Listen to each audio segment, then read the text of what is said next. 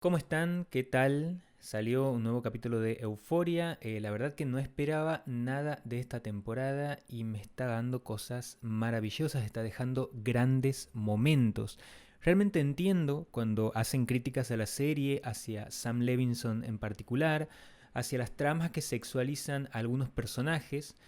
Creo que en algún momento uno tiene que dejar que la propia corriente de agua de la serie te tome. En algún momento tienes que permitirle a la serie que te lleve y que te proponga lo que te quiere proponer. Después uno verá si le gusta o no. Pero creo que en la medida que podamos em, meternos en la historia, vamos a disfrutar más de la historia, ¿no? Recuerdo que en el primer capítulo había mucha gente enojada porque no aparecía Jules y me preguntaba en ese momento cuál era el problema porque, digo, era para quejarse porque uno piensa en una película, sabe que tiene un tiempo determinado para que se cuente la historia y piensa en una serie que tiene un tiempo determinado para que se cuente la historia. Pueden ser 10 capítulos, pueden ser 6 capítulos, pueden ser muchos más, pero uno sabe que en el transcurso de los capítulos la narrativa va a avanzar. Yo no pretendo que la serie en el primer capítulo me muestre y me cuente y me diga todo, y creo que hay un nivel de ansiedad colectiva que se maneja a veces que termina yendo en contra de nosotros mismos, ¿no? Porque no podemos solamente ver una ficción como lo que es, como lo que nos propone, no pretendiendo tampoco que los personajes sean moralmente perfectos, que tiendan a dejarnos alguna moraleja. El atractivo justamente es que no lo sean, me parece, en el caso de Euforia. Voy a hacer una retrospectiva porque se me viene a la cabeza, pero a principios del año 2000 me acuerdo que las series nos habían llevado a empatizar con los antihéroes. Había muchas notas al respecto. Estoy hablando de series como Breaking Bad, como Dexter, como Los Sopranos, como Doctor House, que fueron muy exitosas. No eran buenas personas los protagonistas. Doctor House no era buena persona. Walter White no era una buena persona. En el caso de Walter White se va convirtiendo en un villano de una manera muy gradual a través de una paleta de colores y toda una narrativa, pero digo, eran antihéroes, ¿no? Villanos que de alguna manera actuaban como una referencia cultural, una referencia pop, pero que tenían estos villanos en particular, estos antihéroes, que al final tenían algún tipo de redención, ¿no? Entonces, ¿qué es lo que me parece atractivo a mí de Euforia en este caso? Y no es que Euforia haya inventado algo, sino que estoy tratando de hacer como un contraste respecto hacia dónde me parece que van algunas tramas a veces. En el caso de Euforia parece que los personajes no van a tener una redención o que la redención no va a ser suficiente para salvarlos de algo, ¿no? Como que la condena, el infierno ya pesa sobre ellos. Decíamos en el capítulo anterior que hay decisiones que se han tomado, que te ponen en un lugar del que después no puedes salir. No creo que Euforia lo haga de una manera espectacularizante ni miserable, o sea, hay miseria, es miserable, pero no llega a ser un golpe bajo o algo amarillista, porque cinematográficamente creo que HBO sigue permitiendo algunas destrezas autorales y giros artísticos que creo que otras plataformas no, y eso como que le da también una cierta nitidez por encima de otras propuestas audiovisuales que hay. Pero bueno, volviendo al capítulo, se podría hacer un video entero, creo que del inicio de este quinto capítulo, donde Cassie, que ha logrado cosechar más de 17.000 seguidores, está triunfando en el mundo de OnlyFans, haciendo dinero rápido con un costo aparentemente nulo. Digo aparentemente porque este capítulo nos muestra por primera vez también una fisura en la fantasía de Cassie, la hiperexhibición y la superficialidad a la que está expuesta del mundo de los influencers. No le permite conectar con nadie y todos miran en este mundo porcentajes y ganancias, ¿no? La ven como un producto, Maddie la usa a su favor, lo mismo los cientos y cientos de hombres que le escriben constantemente, tratándola como si fuera un objeto. Y lo mismo pasa con Nate, ¿no? Aquí pasamos a una conversación entre Maddie y Cassie, en donde Cassie le reconoce a Maddie que ha estado enviándole dinero a Nate, $35.000, dice, lo que te muestra nuevamente que Cassie realmente ama a Nate. Cuando hablan por teléfono es notable cómo Cassie busca algún tipo de conversación profunda, conectar con Nate, y cómo Nate solo quiere que Cassie esté bien para seguir haciendo dinero porque es la única alternativa que tiene Nate en este momento. Nate cuelga el teléfono y no está muy preocupado Nate por la situación de que, bueno, le amputaron un dedo porque no pagó una deuda, no se lo ve muy preocupado, porque su vida, bueno, se ha vuelto inestable, rota, efímera, ¿no? Podemos decir, no hay un rumbo claro para Nate en este momento. No le importa tener deudas, es como que ha cruzado un límite, un umbral ahí del que no puede, no lo puede resolver, no puede salir de ahí. No le importa esto, ¿no? Si tiene deudas, decía, si vive con la persona que ama, si la casa está limpia. Entonces Nate está atrapado en él mismo y en su fracaso, ¿no? Y el dinero que casi le envía, nos enteramos que ni siquiera es usado para pagar la deuda. Entonces, el peligro sigue ahí latente, aunque Nate intente taparlo, y eso lo vemos también con un nuevo ataque hacia él y una nueva amputación. Casi no solamente crecen seguidores, Casi no solamente crece en seguidores, también crece en tamaño. De ahí pasamos a una escena en la que Sydney Sweeney, gigante, camina entre edificios. Esa escena representa lo que siente Cassie en ese momento. Es una manera de transmitirnos a nosotros como espectadores lo que está atravesando el personaje. Hay algunos que hicieron la lectura del crecimiento del ego de Cassie, pero también es cierto que puede transmitir algún tipo de miedo. Voy a remontarme al año 1954. Se estrenó por primera vez en el cine Godzilla. Es una película japonesa, Godzilla, muy conocida, pero si no la vieron, no la conocen, o vieron otras versiones, pero no esa. Bueno, el origen de Godzilla es esa película en 1954. Una película japonesa sobre un monstruo que destruye una ciudad. Pero bueno, ¿qué representaba ese monstruo? Representaba los traumas y los miedos del pueblo japonés en relación a las dos bombas atómicas que habían caído en su territorio, en Hiroshima y en Nagasaki, 10 años antes, ¿no? Godzilla es la representación de los miedos. Ese tamaño que tiene es el tamaño del miedo, del trauma que tenía el pueblo japonés. Entonces, no me parecería mal tampoco asociar el tamaño de Maddie no solamente a una exposición, a una mirada de toda la ciudad sobre ella y del crecimiento de su ego, sino también del crecimiento de su miedo respecto a dónde se está metiendo, ¿no? Hay otra película, el ataque de la mujer de 14 metros o el ataque de la mujer de 50 pies, es una película de 1958, muy común ha sido en la década del 50 que se estrenen este tipo de películas de grandes figuras que crecían y destruían la ciudad, monstruos gigantes. Se hizo referencia muchas veces en el cine a esto. También hay una referencia a Alicia en el País de las Maravillas. Incluso Sydney Sweeney y la producción, en una entrevista del detrás de escena del capítulo, mencionan a Alicia y a Godzilla como dos inspiraciones para esta escena, ¿no? Pero lo concreto, respecto a todo lo que acabo de decir, es que en esta escena Cassie demuestra que está sufriendo una sobreexposición y que no hay ninguna relación que sea profunda. Y eso le está afectando. Todos la quieren ver, todos quieren algo de ella, todo depende de ella en algún punto porque Nate depende de ella. Y lo interesante de la historia de Cassie en este sentido es que después deriva en un posible ascenso hacia Hollywood, ¿no? Utilizando, por supuesto, de trampolín a Lexi, a su hermana. Recordemos que Lexi en este capítulo, en el capítulo 5, es amenazada por Maddie, porque, bueno, hay una escena ahí entre Maddie y Cassie, cuando Cassie quiere independizarse de Maddie.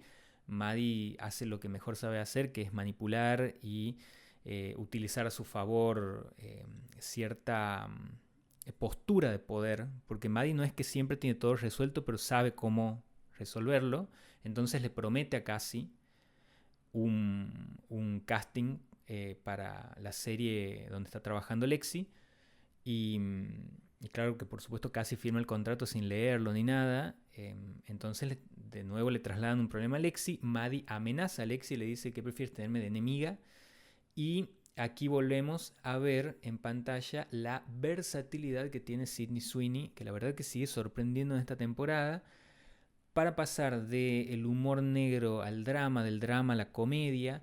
Y cuando llega aquí Sydney Sweeney, llega casi a este casting, podemos ver que primero la cámara la enfoca desde una mirada muy prejuiciosa, ¿no? La primera mirada que tenemos de ella en ese casting es la mirada que tienen las personas que están haciendo el casting. Estamos como subjetivamente desde su lugar, viendo que llega esta chica rubia, superficial, bueno, que no se está tomando tan en serio lo que está pasando. Le dicen que empiece con la escena y automáticamente la cámara cambia. Cambia el plano, cambia la mirada de Sydney Sweeney. Eso es muy interesante, ese trabajo. Y cómo empieza a recitar a Shakespeare y nosotros compramos todo lo que está haciendo ella en ese momento, así como lo compran también los que forman parte del equipo de Lexi y terminan dándole el lugar, ¿no? Con un papel menor, pero creo que va a ir creciendo muy de a poco y Sydney Sweeney en el papel de Cassie va a ir metiéndose más en el mundo Hollywood, me parece. Y eso lo hace mucho más interesante porque pensaba que solamente se iba a quedar en OnlyFans y en la superficialidad de las redes, pero no. Se habla mucho del lugar que ocupan las feminidades en Euphoria, pero el lugar de las masculinidades es interesante también. Las representaciones masculinas de Euphoria en un principio son exacerbadas hasta que van mostrando como una tridimensionalidad. Hemos hablado de Nate frustrado porque no puede llenar el envase de la figura del hombre proveedor. Y ahora en este capítulo también tenemos algo más de Álamo, un hombre que cree en la justicia por mano propia porque se ha criado bajo la ley de la calle, que sabemos que no está muy lejos de la ley de la selva, donde cada uno sobrevive como puede. No responde a nadie más que él mismo, Álamo, porque esa es su lógica, así ha sobrevivido. Decía, no puede, se maneja de esta manera porque no puede volver al lugar de donde viene, porque no puede perder lo que ha conseguido. Y hemos hablado también en el capítulo pasado de una conversación que tienen Rue con Álamo respecto a la cuestión de sentir si uno está haciendo el mal. Álamo no lo sentía porque él tenía argumentos suficientes para defender su postura, ¿no? Que, a ver, configura un delito, por supuesto, no es que estamos diciendo que no es un delito solo porque él lo dice, pero él cree realmente en lo que hace. Rue no. Rue sabe que está cometiendo un delito y sabe que no quiere cometer ese delito porque no tiene nada que sostenga lo que está haciendo, solo se ha metido ahí porque una situación tras otra la han ido llevando ahí, una serie de malas decisiones que ha tomado. Entonces hay una diferencia fundamental ahí, ¿no? Álamo al final conecta con Maddie, muy interesante ese giro ahí. Ya vamos a decir un poco más sobre eso, no lo puedo decir ahora en realidad. Creo que me llama la atención, me interesa cómo Maddie también tiene esa charla con Rue antes de que llegue Álamo, en donde le dice que ella vive como en un estado donde lo desagradable y lo bello le parece lo mismo y Rue trata de decirle no, están en extremos opuestos. ¿Cómo te puede parecer lo mismo algo que esté en extremos opuestos? ¿No? Y después llega Álamo y ella le ofrece un modelo de negocio a Álamo para que funcione. Y ahí es como que te das cuenta de, bueno, cuál es la ambición de Maddie también y qué es lo que está dispuesta a hacer, ¿no? Que están dispuestos a hacer los personajes para sobrevivir. Hemos dicho en otro momento también que era parte de la conversación de Euphoria. Después pasamos nuevamente a Jules. Su línea narrativa aquí se pone interesante porque finalmente con Rue pueden decirse cosas que estaban un poco evitando decirse en este tiempo. Rue como que está estancada hace un tiempo y Jules está queriendo todo a la vez, ¿no? Como que quiere compartir tiempo con Rue, quiere compartir tiempo con la persona, su sugar daddy que le banca todo lo que es su vida de ahora. Entonces, bueno, esa no decisión también es una decisión, porque básicamente lo que termina pasando es que después llega este hombre que le paga todo, llega a su departamento y encuentra la ropa interior de Rue y no sabemos ahí, yo he entendido que se termina la relación que tiene con Jules, pero bueno, puede pasar de que lo conversen o que lleve a otro lugar. Pero se notaba ahí un quiebre en Jules porque, bueno, esa vida era ficticia, digamos, no estaba sostenida sobre nada profundo. Y aquí quiero volver a Cassie porque lo que conversan Nate con Cassie y lo que busca Cassie es lo que también busca Jules en algún punto, creo. El tema es que, bueno, las elecciones siempre van llevando a lugares insospechados, pero digo, esta conexión profunda que ni Cassie ni Jules están encontrando, me parece que también va como conectando líneas a través de los capítulos, ¿no? Cada capítulo creo que va abriendo como un foco distinto, que a la vez va complejizando un poco más el mundo emocional de los personajes. Hay capítulos donde dos personajes pueden estar conectados. En el capítulo anterior decía Nate y Rue, me parecía que estaban como conectados. Bueno, aquí se me viene una conexión vinculada a a Cassie y Jules, ¿no? Por esta búsqueda de cierta eh, emocionalidad que no aparece. Pero bueno, me parece que lo de Jules es más profundo. Cassie todavía sigue siendo un personaje que tiene como sus superficialidades. Pero decía, bueno, hubo una fisura en esa fantasía en este capítulo. Y por supuesto después la escena final, donde... bueno, hay un momento de Bishop diciéndole a Rue que desde que ella apareció empezaron los problemas, lo dice de una manera muy poética. Y después la escena final de Álamo yendo en su caballo hacia la cabeza de Rue, el cuerpo de Rue enterrado y la cabeza afuera, yendo a golpearle la cabeza, ¿no? Eh, para mí no va a morir Rue ahora, pero bueno, si puede generar una situación de asimetría. A ver, ¿cómo resuelve Rue ahora el hecho de que Álamo le tiene que creer? Porque Álamo tendría que creerle a Rue ahora. ¿Y qué va a hacer Rue? Probablemente Maddie pueda hacer algo ahí porque ahora se ha ganado la confianza de Álamo. Em, pero ¿qué va a tener que hacer Rue para demostrar que es leal a Álamo, ¿no? Algo mucho más oscuro puede pasar ahí. No creo que la muerte de Rue, la verdad. Sí puede haber un desgaste, que Álamo la someta a un desgaste de dejarla ahí durante todo el día, no sé. Me imagino como algo más de esa línea.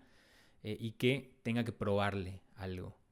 Y bueno, y ahí sí la prueba creo que va a ser, puede llegar a ser bastante traumática para Rue, que ya está siendo presionada por la policía y que bueno, se ha complicado mucho más. Así que bueno, no voy a seguir hablando. Este ha sido el video de hoy. Me ha costado mucho grabarlo, así que les agradezco si le dan un like, una suscripción ahí para acompañar y nos vemos la próxima semana. Adiós.